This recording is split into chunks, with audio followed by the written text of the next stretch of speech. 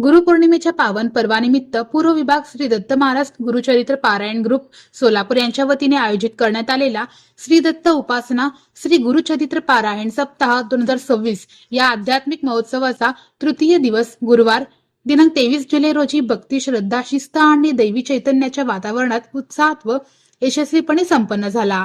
यावेळी मोठ्या संख्येने दत्तभक्त व भाविकांनी उपस्थित राहून श्री दत्त उपासना, श्री गुरुचरित्र पारायण, सामूहिक नामस्मरण व गुरुसेवेचा लाभ घेतला। मंगळवार दिनांक 21 जुलै ते सोमवार दिनांक 27 जुलै 2026 या कालावधीत लोटस मल्टीपर्पज हॉल, चिप्पाबाजी मार्केट समोर, जुना वॉलचंद कॉलेज समोरील बोळ, भावना ऋषी पटांगणाजवळ, अशोक चौक, सोलापूर येथे दररोज सकाळी 6 ते 9 या वेळेत हा पारायण सप्ताह सुरू आहे। यंदाच्या सप्ताहात 140 पारायणकर्ते सहभागी झाले असून त्यामध्ये 85 पुरुष व 55 महिला पारायणकर्त्यांचा समावेश आहे।